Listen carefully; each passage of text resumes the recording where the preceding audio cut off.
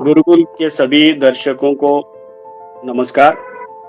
आज हम एक गंभीर विषय पे अपनी बातचीत आरंभ करने जा रहे हैं। यह विषय न केवल मध्य प्रदेश बल्कि भारत के लगभग हर नागरिक के लिए बड़ा महत्वपूर्ण विषय है। विशेषकर नर्मदा अंचल के जो लोग हैं उनके लिए बहुत गंभीर धार्मिक विषय भी है और भावनात्मक विषय भी है। हम सभी लोग माँ नर्मदा को माँ कहते हैं और सभी लोग यह जानते हैं कि यह ईश्वर की देन है। इस पूरे क्षेत्र में जहाँ माँ नर्मदा बहती है वहाँ पर यह जीवनदायिनी रेखा है और एक निश्चित समय से इस क्षेत्र के समस्त प्राणियों का लालन पालन करती आई है।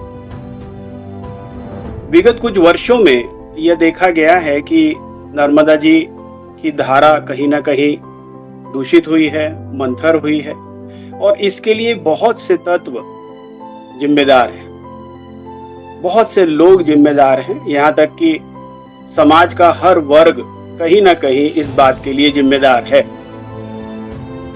आज हम इसी विषय पे अपने साथ में कुछ अतिथियों के साथ यह जानने का प्रयास कर रहे हैं कि क्या समाज में हम सभी लोग इस विषय के प्रति गंभीर हैं या कम से कम हमें जिम्मेदारी है, हमें इस बात का एहसास है कि हमसे कुछ गलतियां हुई हैं। और इस बात पर बातचीत करने के लिए हमारे साथ में वरिष्ठ चिकित्सक श्री उमेश जी सेठा हैं, डॉक्टर अखिलेश खंडेलवाल हैं, भारतीय जनता पार्टी के नेता हैं, श्री अंकित दुबे हैं जो युवक कांग्रेस से हैं, और भी कई मेहमान इसमें बीच बीच में जुड़ते रहेंगे और हम इस विषय पर आगे बातचीत करेंगे। अब आपसे बातचीत शुरू करता हूँ कि माँ नर्मदा के प्रति अपनी बातचीत आरंभ करने के पहले नर्मदा अंचल के लोगों में नर्मदा का क्या महत्व है, इस पर मैं चाहता हूँ कि आप कुछ शब्द कहें। दरअसल नर्मदा का महत्व यहाँ आसपास मतलब नर्मदापुरम क्षेत्र में आसपास जो पहला महत्व है वो तो कृषि आधारित ही है, क्योंकि जीवन दिनचर्या सब उसी पे निर्भर है। और फिर आध्यात्मिक कारण है। मुझे कृषि को पहले रखने का जो मुख्य कारण है वो कारण ये है कि यदि केवल आध्यात्मिक कारण ही होता नर्मदा को के लिए तो वो प्रदूषित भी नहीं होती और इस तरीके से उसकी स्थिति भी नहीं होती। तो मेरे को नहीं लगता है कि आध्यात्मिक कारण यहाँ के लोगों का बहुत झुकाव है नर्मदा में। कहने के लिए जरूर वो नर्मदा को माँ देवी और सब कहते हो, अन्यथा आध्यात्मिक महत्व तो मुझे नहीं लगता। जो महत्व लगता है वो व्यवसायिक महत्व, कृषि का महत्व ही ज्यादा लगता है नर्मदा का, क्योंकि इंडस्ट्री का आना व्यवसायिक महत्व है। लोगों को कृषि के कारण उससे फायदा है, क्योंकि वाटर लेवल अच्छा है, आसपास की सहायक नदियां हैं जो कृषि में काफी उन्नत क्षेत्र बना देती हैं। तो इसलिए नर्मदा का महत्व यह कृषि और व्यवसायिक दृष्टि से ही है, आध्यात्मिक दृष्टि से तो मैं नहीं मानता। आप ये कहना चाहते हैं कि ये आध्यात्मिक महत्व जो पुरातन काल में पुराणों में बताया गया है वह महत्व अब नहीं रहा, या अब समाज इस महत्व को पहचान नहीं रहा? दोनों क्या कारण है भाई साहब, दोनों कारण है। एक तो समाज में पहचान नहीं अध्यात्म की या नर्मदा के महत्व के आध्यात्मिक कारणों की, और दूसरा धार्मिक कारण भी जो मतलब परिलक्षित होने चाहिए समाज में, जन सामान्य में लेके, वो वैसे नहीं होते हैं एक्चुअली। दरअसल मुझे ऐसा लगता है कि एक सीरीज श्रेणीबद्ध प्रक्रिया है जिसमें जन सामान्य से लेके धर्माचार्य से लेके राजनेताओं से लेके व्यवसायियों से लेके हर व्यक्ति का बहुत ही महत्वपूर्ण इसमें कार्य है, तभी ये धर्म और अध्यात्म क्षेत्र में नर्मदा का महत्व स्थापित होगा। अन्यथा मेरी दृष्टि में जो मेरा अभी तक का अनुभव है बाल्यकाल से अभी तक का, वो तो केवल यही दिखाता है कि नर्मदा को लोगों ने व्यवसायिक और कृषि के आधार पर ही उसका महत्व दिया गया है। डॉक्टर अखिलेश खंडेलवाल जी, मैं आपसे ये जानना चाहता हूँ कि क्योंकि आप भी नर्मदा के किनारे ही रहते हैं, क्या यही विचार आपके भी हैं कि लोगों ने अब धीरे-धीरे आध्यात्मिक महत्व को नर्मदा के अब खो दिया है और अब हम उसके व्यावसायिक दोहन में या व्यावसायिक कार्यों में लगे हुए हैं और धीरे-धीरे हम जो पहचान हमारे पुराणों में नर्मदा की थी, उसे खोते जा रहे हैं, जैसा डॉक्टर साहब ने बोला। आपका क्या विचार देखिए, ये बात सही है कि नर्मदा का महत्व पुराणों में भी बताया गया है और आध्यात्मिक दृष्टि से देखा जाए तो निश्चित तौर पर नर्मदा की अपनी महिमा है। और इतनी बड़ी नदी होने के बावजूद भी इसका जो प्रादुर्भाव हुआ है या जिसका जो उद्गम स्थल है वो ग्लेशियर नहीं है, शुद्ध पर्यावरण और प्रकृति की नदी है। और इसको माँ का दर्जा दिया ही इसलिए गया था कि इसके कारण जो है पूरे प्रदेश का, आसपास के लोगों का, जितने प्रकार की जैव विविधता नर्मदा के आसपास पाई जाती है, उन सारी जैव विविधताओं का जीवन अगर सुचारू रूप से चल रहा है तो उसके पीछे कहीं ना कहीं कारण नर्मदा है। निश्चित तौर पर समय के साथ साथ जैसा जैसे समय बदलता गया, काल बदलते गए, लोगों की भावनाएं नर्मदा के प्रति बदली, माँ से नदी का स्वरूप आया, नदी से अब जो है कुल मिलाकर उसका जो इस्तेमाल, जैसा डॉक्टर साहब ने बताया कि व्यावसायिक दृष्टिकोण से भी उसको हम देखने लगे हैं। जिस प्रकार से नर्मदा में जो खनिज पाए जाते हैं उसका जो दोहन अवैज्ञानिक तरीके से हो रहा है, उसके कारण भी नर्मदा की धारा प्रभावित हुई है। नर्मदा का जो पर्यावरण का तंत्र है, जो उनकी आपस की जो एक जो जैव विविधता नर्मदा के कारण पनपती है, वो भी कहीं ना कहीं इस उत्खनन के कारण प्रभावित हुई है। और जिस प्रकार से शहरीकरण बढ़ा है, जनसंख्या बढ़ी है, उसमें जो मानव जनित प्रदूषण है उसका भी प्रभाव नर्मदा की धारा पर निश्चित तौर पर पड़ा है। हाँ, यही प्रश्न मैं आगे आपसे करना चाहता था कि आपने भी करीब-करीब 50 वर्षों में नर्मदा को देखा दोनों ने। जो बाल्यकाल में आपने नर्मदा देखी थी और आज जो नर्मदा है, क्या उसमें कोई अंतर आप दर्शकों को बता सकते हैं, जो आप दोनों ने महसूस किया हो?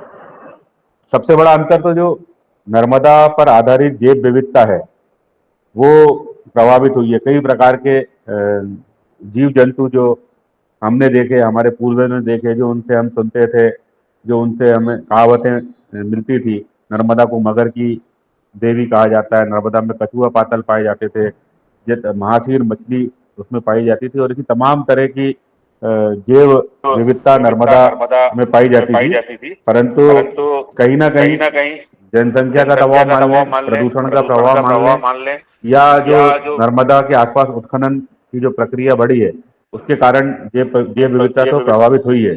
और बहुत बड़ा कारण नर्मदा को साफ सुथरा और रखने में इस जैव विविधता का एक अपना योगदान रहा है। डॉक्टर साहब, एक बात ये बताइए कि क्या पहले जो नर्मदा के आसपास पर्व और उत्सव मनाए जाते थे, उनमें कोई परिवर्तन पिछले 50 वर्षों में आया है? उनमें लोगों की संख्या कम हुई हो या लोगों का नर्मदा के प्रति रुझान कम हुआ हो, ऐसा कुछ आपने महसूस किया क्या? नहीं, संख्या में तो कोई बदलाव नहीं है, संख्या तो उत्तरोत्तर बढ़ी ही है।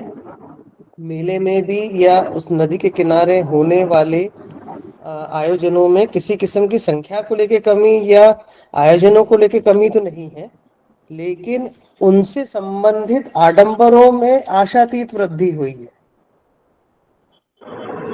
जैसे एक बहुत साधारण सा है कि चुनरी चढ़ाने की प्रक्रिया, नर्मदा नदी में चुनरी चढ़ाने को लेके कोई बहुत पुरातन काल में या धर्म में, धर्मग्रंथों में इसका कोई बहुत उल्लेख नहीं है चुनरी चढ़ाने की प्रक्रिया का।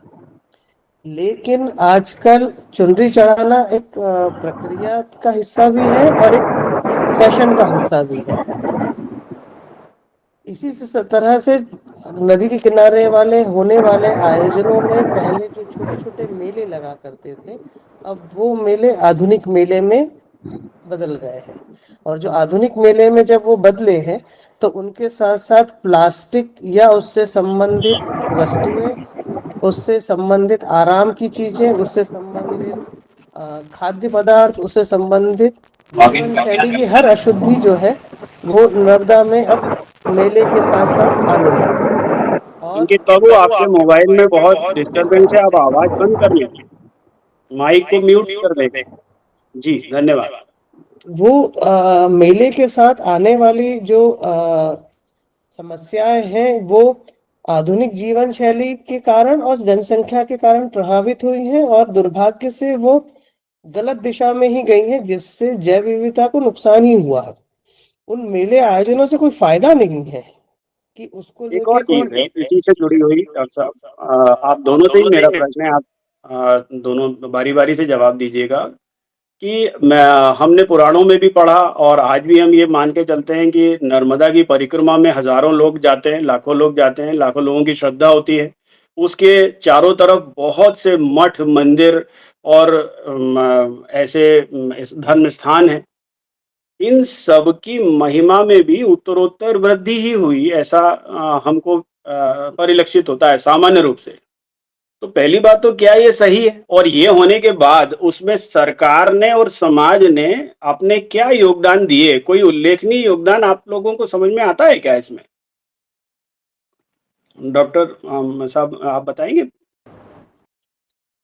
भैया क्योंकि जो अभी उल्लेखनीय योगदान या जो चीजें बेहतर नजर आती हैं वो मीडिया और डिजिटल जनरेशन के कारण नजर आती है, कि ऐसे बहुत सारे संत जो आध्यात्मिक रूप से काफी उन्नत शिखर पे हैं, वो जो पहले अज्ञात हुआ करते थे आज से 10 15 20 वर्षों पहले, अब वो डिजिटल मीडिया और संख्या ज्यादा बढ़ने के कारण अब वो समाज में परिलक्षित होने लगे। ये एक इसका अच्छा प्रभाव है कि इस अच्छे संत अब लोगों के सामने आने लगे हैं।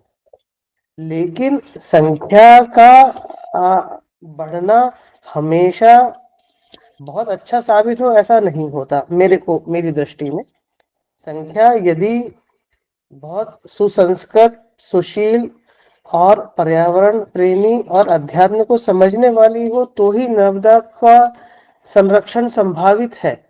अन्यथा संख्या तो हमको परेशान करेगी ही, या नर्मदा के जीवन को परेशान करेगी ही। देखिए, आप बताएंगे इस विषय में कि इतनी बड़ी संख्या में लोगों के आने के बावजूद भी नर्मदा में जो परेशानियां हैं, जो आप बता रहे हैं कि उसका दोहन भी लगातार चल रहा है और उसके प्रति जागरूकता भी कम हो रही है, वो दूषित भी होती जा रही है।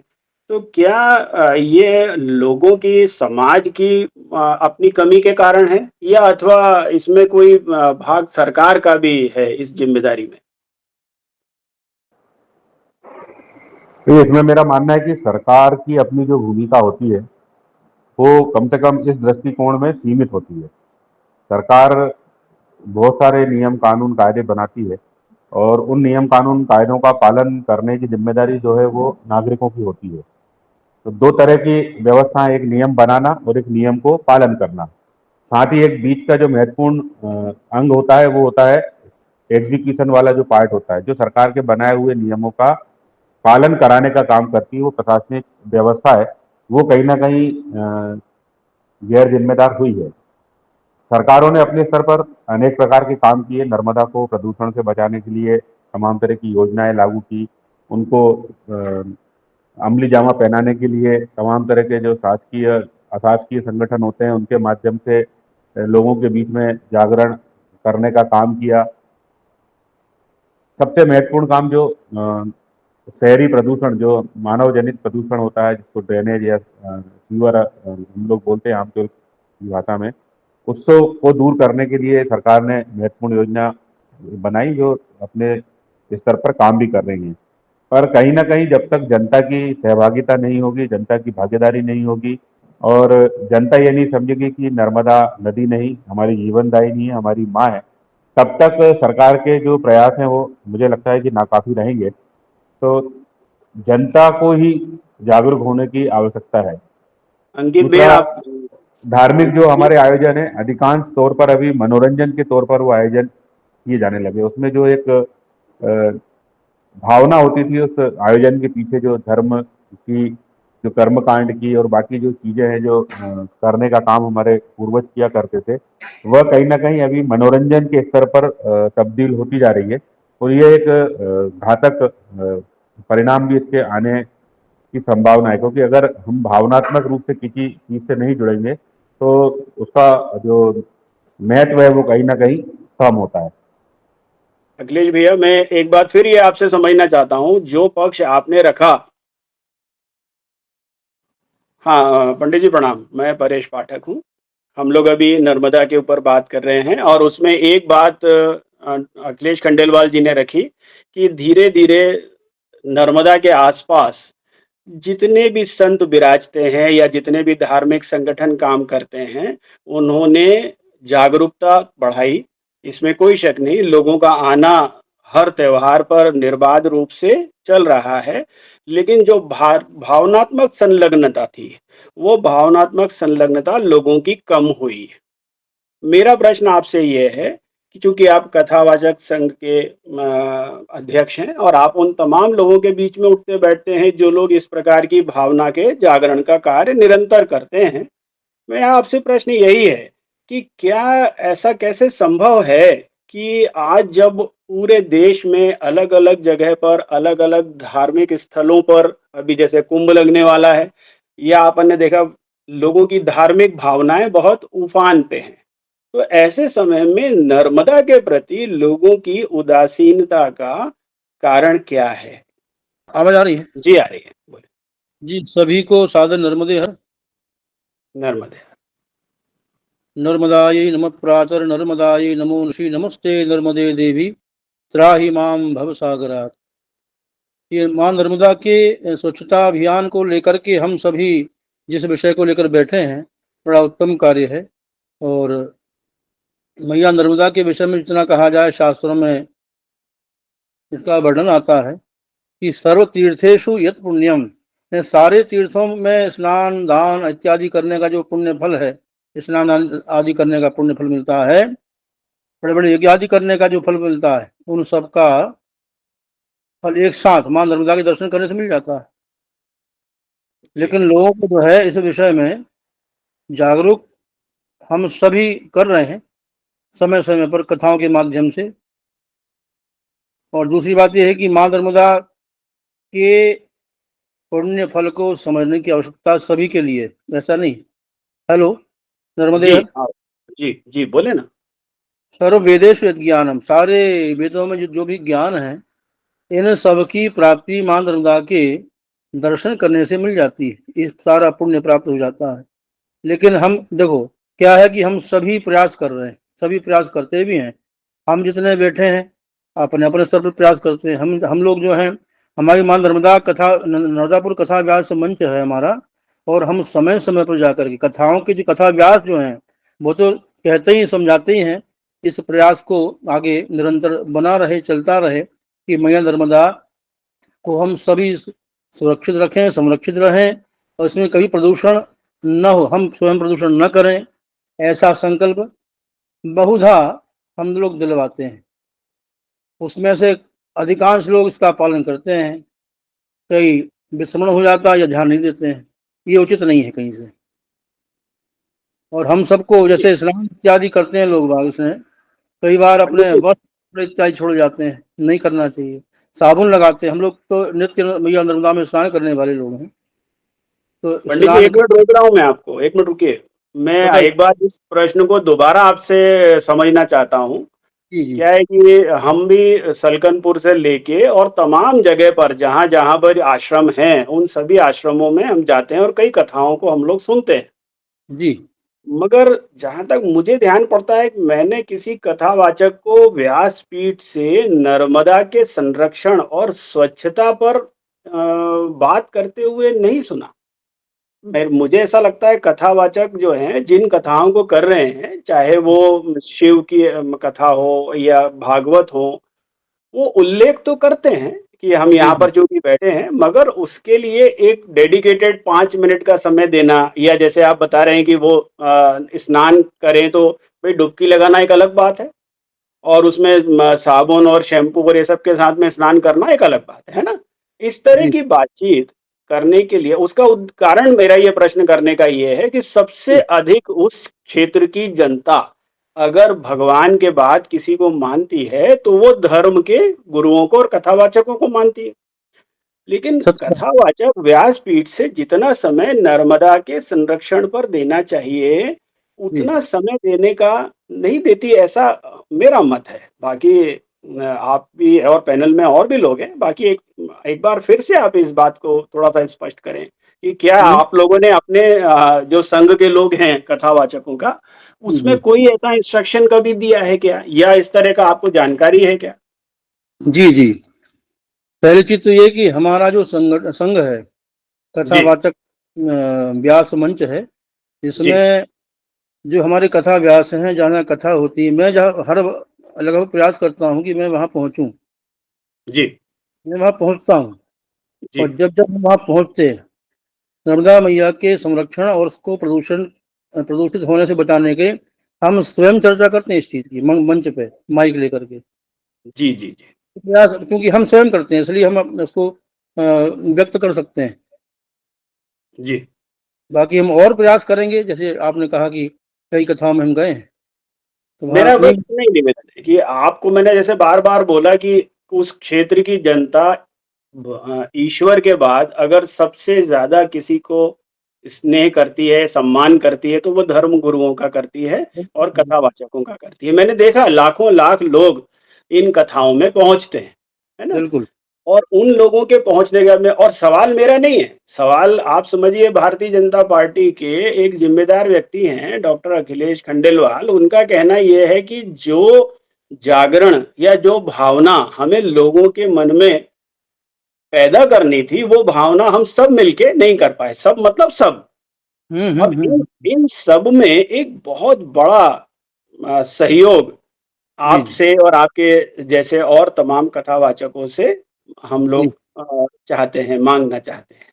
जी अखिलेश जी अगर पंडित जी का कहना ये है कि ये निरंतर और निर्बाध रूप से हो रहा है और ठीक है, इसके प्रयास आगे-पीछे बढ़ाए जा सकते हैं, तो ये तो बड़ा एक विकट सा प्रश्न हो गया कि आप कहते हैं शासन एक स्तर पे जाके दिशाहीन हो गया है और वो प्रयास पूरी तरह से नहीं हो पा रहे हैं।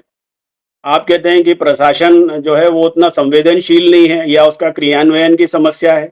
मैं अभी देख रहा था पिछले 2-3 दिनों में आप लोगों से चर्चा करने के पहले कि जी नर्मदापुरम में ही जो नाले हैं उसी तरह बह रहे हैं, उसी तरह से कूड़ा-करकट और मूर्तियाँ विसर्जित की जा रही हैं। तो हाँ ये प्रक्रिया का कोई अंत तो है नहीं। ना तो लोग जी समझने को तैयार हैं और ना हम्म शासन और प्रशासन समझने को तैयार है। तो ऐसे हम्म। समय में इस समस्या का समाधान आप किस प्रकार देखते हैं? अखिलेश जी। समस्या का समाधान जी, भाई क्या है, जैसे हम लोग जाते हैं कथा व्यास मंच उसमें जाते हैं संघ में, जहाँ जी, कथाएं होती हैं, लोग भरसक प्रयास करते हैं। जैसे माँ नर्मदा के का जो पुराण होता है, उसमें तो पूरे कथा में ही वही नर्मदा को बचाने का, संरक्षण करने का की बात आती है, समझाते हैं, कई बार समझाते हैं। इसमें जी, थोड़ा इस चीज का समय थोड़ा इसमें समय लग रहा है, किंतु क्या है कि स्थायी समाधान शनैः ही हमें मिलेगा और हमें मिल रहा है। लोगों का सहयोग मिलता है हमें। जैसे कहीं किसी घाट पर हमने विचार किया, आज इस घाट पर हम लोग थोड़ा सफाई का अभियान जारी रखें, और स्नान ध्यान जो सवेरे जहाँ बाहर बाहर से लोग आते हैं ना स्नान करने, बाहर से यात्री आते हैं, दर्शन करने आते हैं, तो उनको भी हम व्यक्तिगत समझाते हैं, समूह में समझाते ही हैं।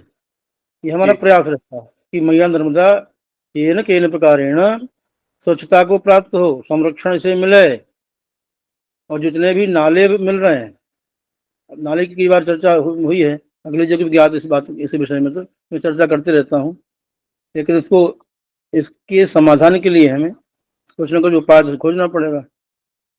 नहीं, इस उपाय को खोजते समय आपने कभी अपने स्तर पर या आपके संघ ने, क्योंकि आप एक बहुत ही प्रतिष्ठित संघ हैं, आपने जी कभी ये बात कलेक्टर से या और किसी राजनेता से या किसी के सामने आपने ये बात रखी कि हमको चूंकि धर्म समझाना है लोगों को जी और जी ऐसे समय में ये बड़ा कठिन हो जाता है कि इतना प्रदूषण होने के बाद हम उसकी पवित्रता का गान कैसे करें? ऐसी कोई हमने बातचीत आपने कभी किसी के सामने रखने का प्रयास किया भाई? 2 से 3, हाँ, एक बार अपनी बात कहना चाहूँगा जो मैंने किया है, मैंने देखा है, मैंने अपनी बात रखी है।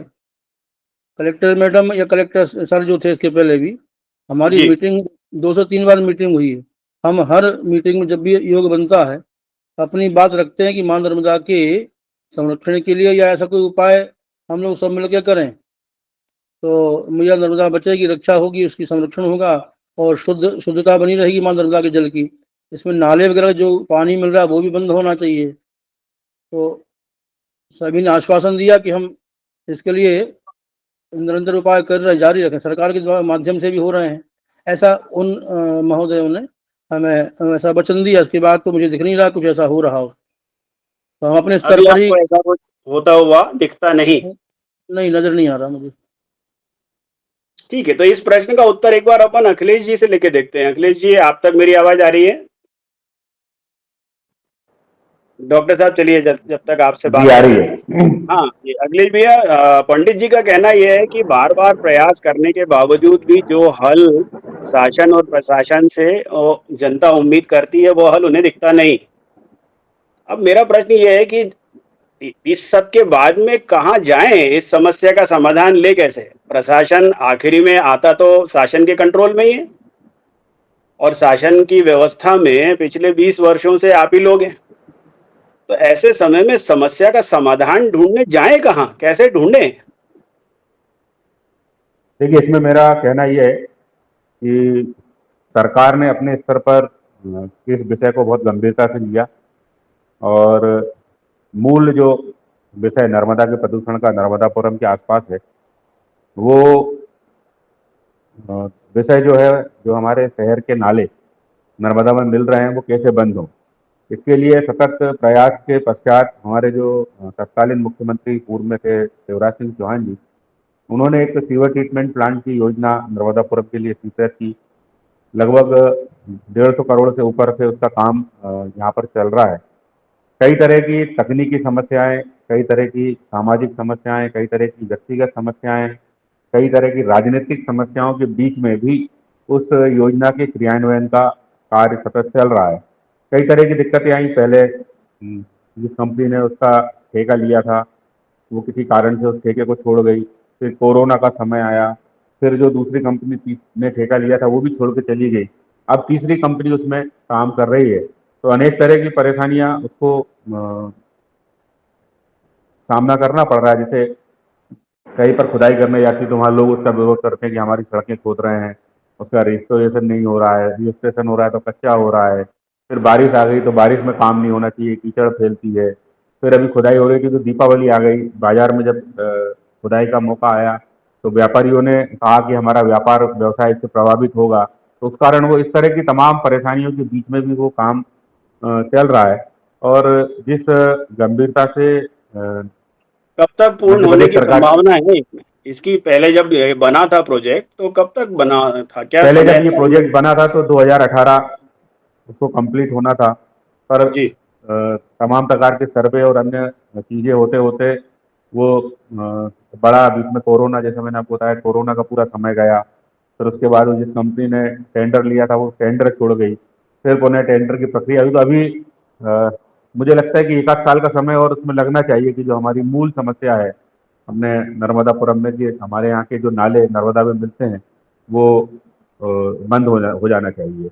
रही दूसरी बात जन जागरण की, तो कथा व्यास मंच के हमारे माननीय अध्यक्ष जी बैठे हैं और बड़े अच्छे तरीके से ये सारे लोग अपने स्तर पर प्रयास कर रहे हैं। पर जनमानस का मुझे ऐसा लगता है कि जितनी देर वो कथा सुनते हैं उतनी देर वो धर्म से जुड़े रहते हैं, और कथा के बाद वो जो अपने नितांत दैनिक जीवन में आ जाते हैं तो वो जो सुनी हुई बातें हैं वो कहीं ना कहीं उनसे पीछे छूट जाती हैं। और उसका दुष्परिणाम जब देखने को आता है कि वो मेले के दौरान हो या स्नान के दौरान हो, वो अपने घर से तमाम तरह की पूजन सामग्रियां जो महीनों की इकट्ठी होती हैं वो लाके नर्मदा में डाल देते हैं। अपने घर के पुराने कपड़े, पुराने ग्रंथ होंगे, पुरानी मूर्तियां होंगी, वो तमाम लाके नर्मदा में डाल देते हैं। मतलब अपना पाप दूर करने के लिए नर्मदा को कैसे प्रदूषित करें, ये सारा प्रयास वो उन लोगों के द्वारा किया जाता है। तमाम तरह के सामाजिक संगठन तमाम तरह के ऐसे लोग जो नर्मदा को मानते हैं, पूजते हैं, वो नर्मदा के किनारे भी प्रयास करते हैं कि ऐसे लोगों को कैसे रोका जाए, और उसके माध्यम से भी जन जागरण बढ़ रहा है, ऐसा मेरा मानना है। डॉक्टर साहब, मैं बड़ा कंफ्यूज हूँ। मैं इस वक्तव्य का अर्थ नहीं समझ पा रहा हूँ, इसलिए इस कार्यक्रम का उपसंहार करने के लिए पहले मैं आपसे ये जानना चाहता हूँ। एक तरफ अखिलेश जी कहते हैं कि दीपावली और ये छोटी-छोटी समस्याएँ गिनाई, जहाँ तक मेरी समझ है, जब 150 करोड़ की कोई योजना बनती होगी, तो उसमें बहुत सारे ये पक्ष को पहले ही समझ लिया जाता होगा, तभी टाइमलाइन्स डिसाइड होती होंगी। किन-किन डिपार्टमेंट्स की एनओसीज़ लगनी है या उसके बीच में क्या-क्या समझ में क्या समस्याएँ आ सकती हैं, इनके बारे में भी जानकारी होती होगी।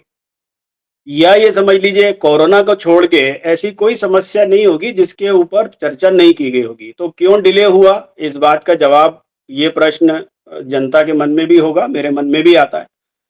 दूसरी बात ये कहते हैं कि कथावाचक संघ के जो लोग हैं या धर्माचार्य हैं, वो सभी अपना काम कर रहे हैं, सामाजिक संगठन भी अपना काम कर रहे हैं, शासन और प्रशासन योजनाएं बना रहे हैं, कई 100 करोड़ रुपए खर्च हो रहे हैं, मगर उसके बावजूद भी जो निर्णय हमको चाहिए कि नर्मदा स्वच्छ हो, और स्वच्छ ना हो तो कम से कम इससे अधिक मैली ना हो, वो हल नहीं निकल पा रहा है। तो क्या आप अपने एक्सपीरियंस एक बार ये बताएंगे कि क्या कोई संभावना अपने जीवन काल में आप ये देखते हैं कि हम स्वच्छ नर्मदा को बहते हुए देखेंगे? वैदक मैं जो कह रहा हूँ वो बहुत ही सामान्य सी बात है, लेकिन वो केवल नर्मदा नहीं, प्रकृति के संरक्षण का बेसिक फंडामेंटल जो रहस्य है वो वहीं छुपा है। और वो है कि बिल्कुल जिसमें औपचारिक शिक्षा का जो प्राइमरी एजुकेशन का जो हिस्सा होता है, वहां जब हम उनको औपचारिक शिक्षा न दे के केवल धर्म, अध्यात्म और प्रकृति संरक्षण, परिवार, समाज, देश के चिंतन का विषय जब उनके मन में डालेंगे, वहां से ही शुरुआत होगी आदमी को प्रकृति के संरक्षण और उसका महत्व को समझने में। अन्यथा ये सारी योजनाएं, ये सारे चीजें जो हैं, ये धूल धूसर हो जाएंगी, इनका कोई सिर पैर नहीं होता।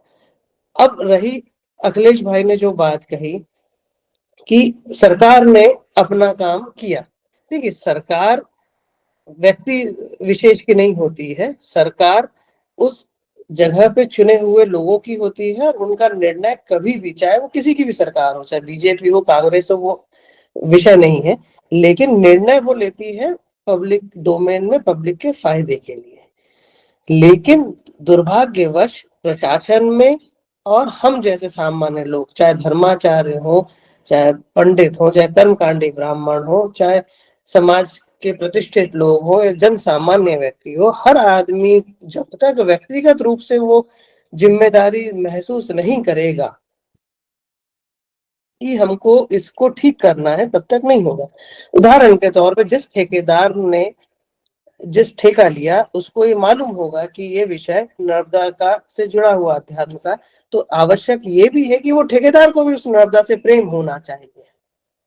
यदि वो ठेकेदारी यहाँ ठेकेदारी कर रहा है और धंधे के लिए कर रहा है, तो उसको नर्मदा के अस्तित्व से उसका कोई सरोकार नहीं, और जब तक उसको सरोकार नहीं है तब तक ये परेशानियां आएंगी। दुर्भाग्यवश जो ठेकेदार या इस तरह की जो एजेंसियां होती हैं, वो विशुद्ध बिजनेस के लिए आती हैं, इसलिए वो आती भी है और चली भी जाती है। अब रही बात धर्माचार्यों की, तो आप पंडित जी बैठे हुए हैं, पंडित जी प्रणाम करता हूँ आपको।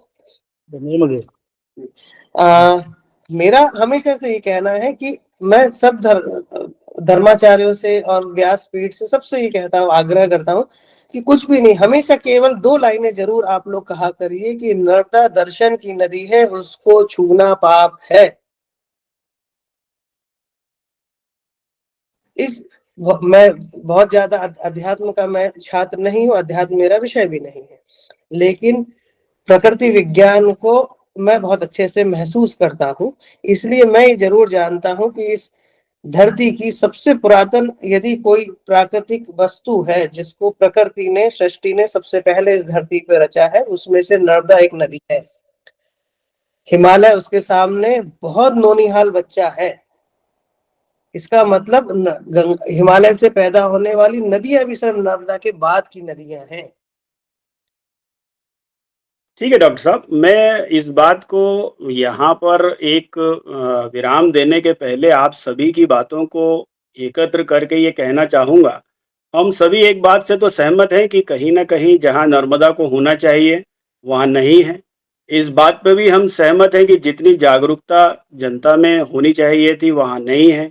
पंडित जी के कहने से भी और हम सब भी ये जानते हैं कि इसमें प्रयास बढ़ने चाहिए।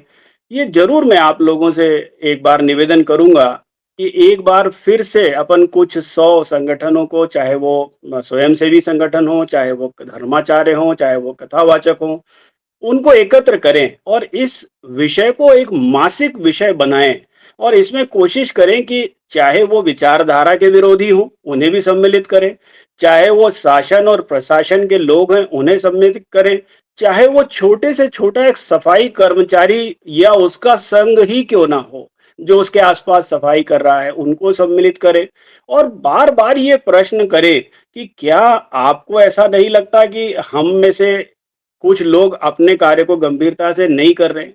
जितना अधिक हम इस फोरम पे या इस प्रश्न को लोगों के बीच में लेके जाएँगे, मुझे लगता है कि यह प्रश्न लोगों के मन में आएगा। कुछ कहना चाहता हूँ, 1 मिनट के लिए जी, समय देंगे? जी, जी प्लीज़ बोलिए ना। क्या है, माँ नर्मदा का तो इतना महत्व है कि कलयुग में केवल स्मरण कर लिया जाए तो जन्म भर के पाप नष्ट हो जाते हैं। दर्शन करने से 3 जन्मों का और जी, स्नान करने से 1000 जन्मों के पापों को मैया नर्मदा नष्ट कर देती है। हम ये तो कह नहीं सकते कि स्पर्श करने से पाप लगता है, छूने से। एक बात।